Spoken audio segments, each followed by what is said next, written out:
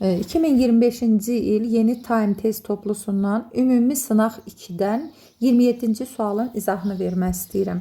Sualda deyilir ki, dişi ilanın yumurtalığının yetişmə zonasına daxil olan hüceyrələrin sayı erkəklərdə toxumluğun yetişmə zonasına daxil olan hüceyrələrin sayından 10 dəfə çoxdur. Əgər 32 qamet əmələ gəlibsə, minimum neçə yönəldici cisimcik Y xromosomu daşıyar? Əvvəlcə biz bilməliyik ki, erkəklərdə başlanğıc hüceyrənin sayı nə qədər olmuşdur?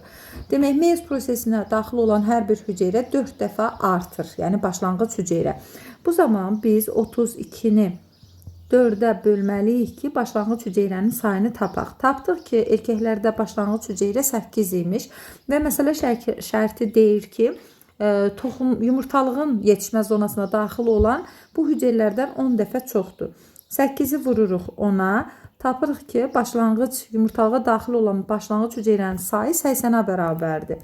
Və 80 hüceyrə yetişmə zonasına daxil olduğu zaman 4 dəfə artır, 320 hüceyrə əmələ gələ bilir.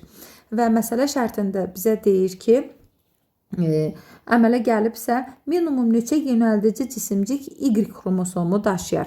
Bilirik ki, ilan heterozigotdur və minimum Y cinsi xromosomun yönəldici cisimcik olması üçün, yəni qamet də Y xromosom dəstinə malik olmalıdır. Bu 320 hüceyrədən 80-i qametdir və Y xromosomu daşımalıdır. 80-i Y xromosomu daşıyan yönəldici cisimdir. Demək, burada isə 80-80 hər ikisi X olduğu üçün 160 isə yönəldici cisimciklər X xromosomu daşıyır. Bizdən isə minimum Y xromosomu istədiyi üçün minimum Y xromosomu daşıyan yönəldici cisimciyin sayı 80-ə bərabərdir. Yəni, doğru cavabımız olur A variantı.